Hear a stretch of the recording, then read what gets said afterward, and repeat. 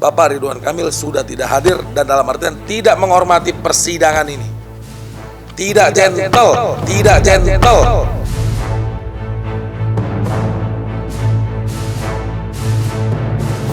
Kalau dia arsitek, sedang mengerjakan satu proyek apa, tunjukkan mana. Jika ada kesempatan itu heart to heart, woman to woman.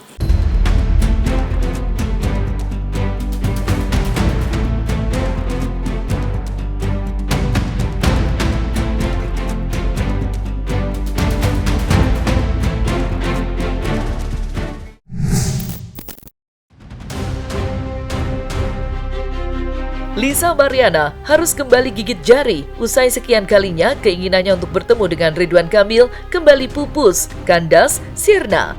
Lantaran yang bersangkutan untuk ketiga kalinya tidak hadir di persidangan gugatan perdata yang dilayangkan Lisa Mariana. Ketidakhadiran mantan gubernur Jawa Barat itu membuat kubu Lisa meradang. Bagaimana tidak, karena ketidakhadiran Ridwan Kamil sebagai tergugat, sidang mediasi berakhir deadlock.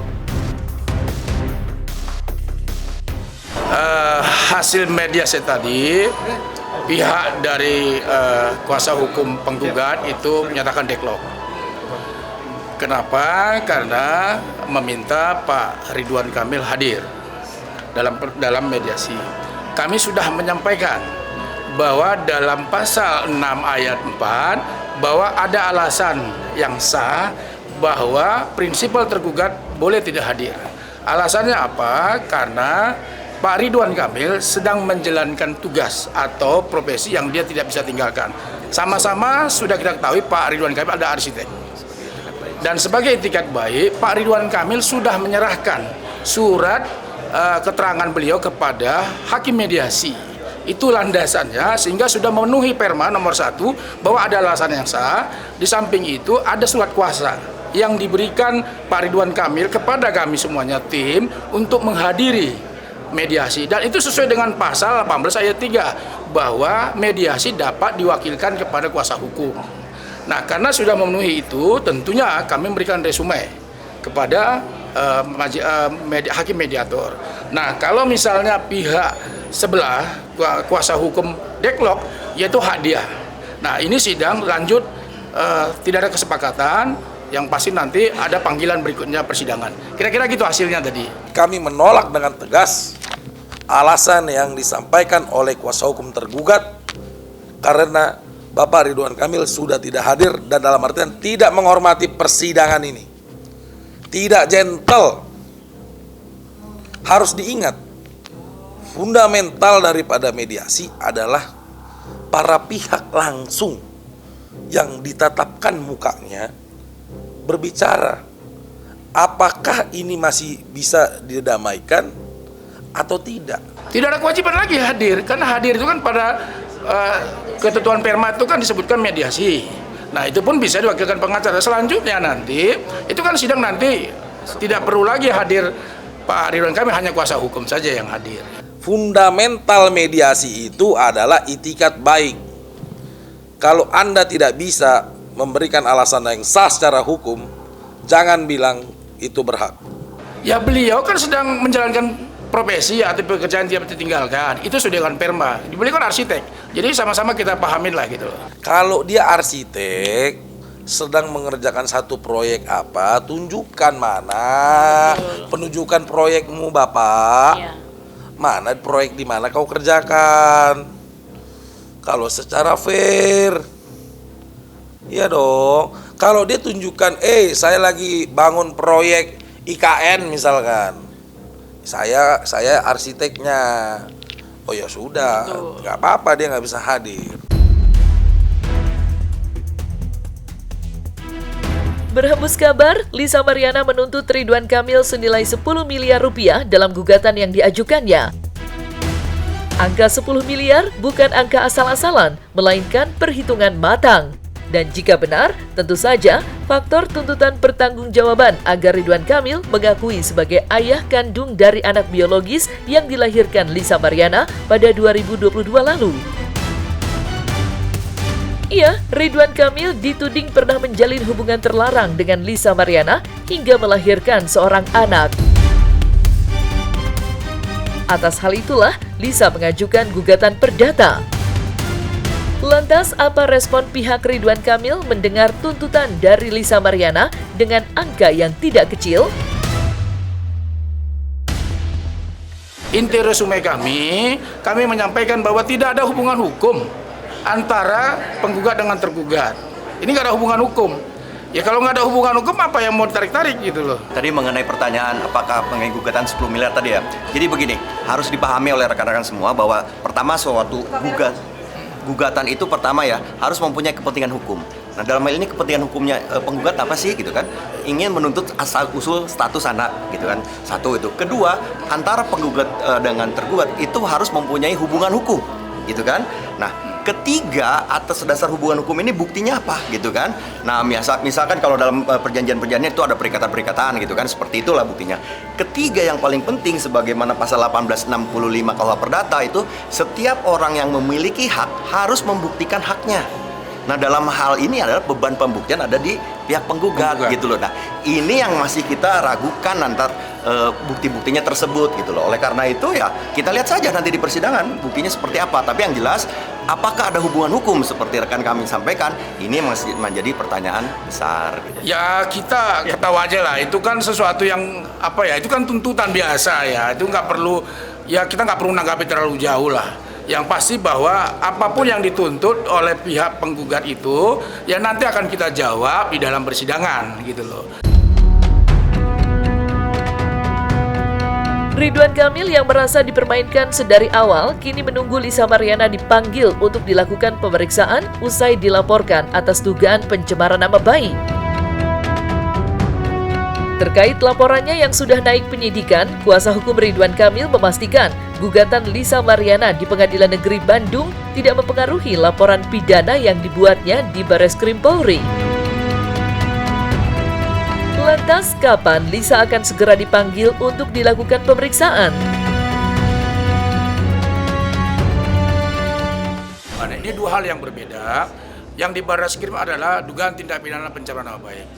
Sini kan urusan perdata nih, gugatan perbuatan melawan hukum. Ya silakan aja gugatan perbuatan itu dibuktikan seperti apa. Apa perbuatan hukum yang mana yang dilakukan oleh Pak Ridwan Kamil itu kan nggak jelas dalam gugatannya. Tapi itu dua hal yang berbeda. Nggak ada pengaruhnya dengan di Bareskrim. Statusnya sampai ini sudah ditingkatkan menjadi penyidikan. Jadi kita tunggu aja pemanggilan LM tersebut. Sudah semua informasinya yang kami peroleh dari pihak penyidik sudah lengkap. Tinggal timing waktu untuk di sana. Tidak dapat bertemu dengan Ridwan Kamil, Lisa Mariana mengalihkan perhatian pada sang istri, Atalia Praratya. Ia, perempuan yang dipanggil dengan ibu cinta itu, namanya kembali disebut-sebut oleh Lisa Mariana. Lantas, akankah Lisa Mariana benar-benar akan menemui istri Ridwan Kamil? Jika ada kesempatan itu heart to heart, woman to woman, ya kalau bisa tertutup, gak usah ada media gitu. Jika Bu Cinta berkenan, apa sih yang ingin kamu obrolin? ya aku nggak bisa buka di sini, karena kan itu balik lagi aku bilang tertutup, heart to heart, woman to woman. Jangan terlalu licik lah, sudahlah jangan terlalu keras lah, gitu loh. Apalagi sih gitu. Coba ditanya deh polling Bapak sebelah sana bagaimana di Jawa Barat ini gitu loh. Ya. Semua polling. Mungkin dia bisa bohong tapi Tuhan tidak bisa bohong. Sampai saat ini mereka baik-baik saja, nggak ada masalah. Menjalin rumah tangga seperti biasa. Pak Ibu menyampaikan bahwa menjalani persidangan ini dengan baik, jalanin aja. Ibu menghormati proses hukum, baik perdata maupun pidana. Jadi nggak ada masalah. Ini hal yang biasa lah. Ibu juga kan seorang perempuan yang tegar dan ya memang ini harus dihadapi, dan ini kan sesuatu yang biasa, nggak ada masalah. Ini kan gugatan biasa aja, gitu. Bukan sesuatu yang luar biasa lah. Baik-baik saja, insya Allah 1000%. Lisa Mariana dan tim kuasa hukumnya tetap pada pendiriannya untuk melakukan tes DNA, namun bukan di dalam negeri, melainkan di luar negeri. Bahkan, Lisa siap diborgol kedua tangannya jika hasil tes DNA Ridwan Kamil dengan anaknya negatif. Itu disampaikan Lisa secara terbuka untuk menjawab tantangan DNA yang sebelumnya sempat terucap dari pihak Ridwan Kamil. Dan berikut kegeraman Lisa atas Ridwan Kamil yang dianggap tak bernyali.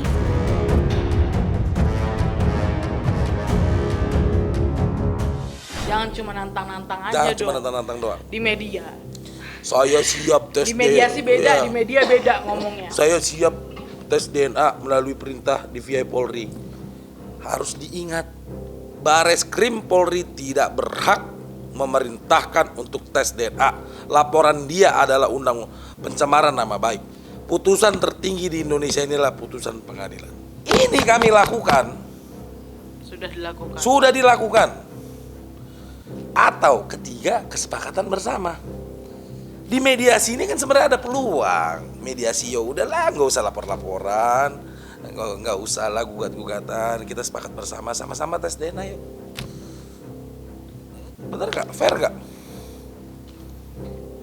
3 statement itu keluar dari mulut Ridwan Kamil melalui kuasa hukumnya Muslim yang bisa mengatakan itu anak RK dan Lisa hanyalah kedokteran. Dan diingat, tes DNA itu tidak bisa dilakukan oleh satu pihak.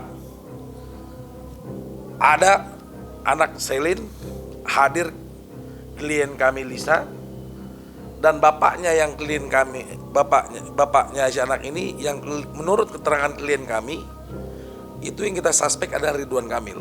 Ini 3 pihak hadir datang ke rumah sakit. Dia ambil sampel 1, sampel 2, sampel 3.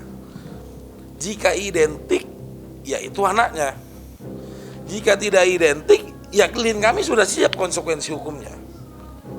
Koper saya. Klien saya coba kasih tahu. Bawa koper, Bawa koper. borgol. Borgol, silakan. Tapi kalau emang negatif itu kayaknya direkayasa. Enggak, kita nggak bisa bilang rekayasa. Saya bilang, kami mau tes DNA ini dilakukan 2 kali dan rumah sakit yang beda. Saya mempercayai kepolisian Republik Indonesia. Tapi kami berhak untuk meminta tes DNA ini dilakukan juga di luar negeri. Sebetulnya sih sederhana kan, ini kan tes DNA, ya tunggu aja hasil di Bareskrim. Karena Bareskrim sendiri sudah melakukan tindakan-tindakan, tapi sekali lagi kami tidak bisa menyampaikan kepada publik. Biarlah Bareskrim yang menyampaikan. Kami juga punya kode etik. Kami tidak mau mendahului Bareskrim. Dalam hal penyampaian apa hasilnya, silakan nanti Bareskrim yang menyampaikan. Kami tidak melakukan intervensi dalam bentuk apapun. Jadi kalau mereka mengajukan gugatan perdata, ya silakan aja, itu hak dia. Kan gitu. Silakan dibuktikan gugatannya. Ya kan dalam perdata, siapa yang mendalilkan sesuatu, dia harus membuktikan. Jangan kami yang diminta untuk membuktikan, kan kalian yang menggugat. Ya kalian yang harus membuktikan ya sejauh mana dasar-dasar gugatan kalian. Kalau kalian katakan misalnya ada hubungan biologis segala macam, ya kalian buktikan secara hukum ada atau tidak gitu loh. Jangan hanya omon-omon.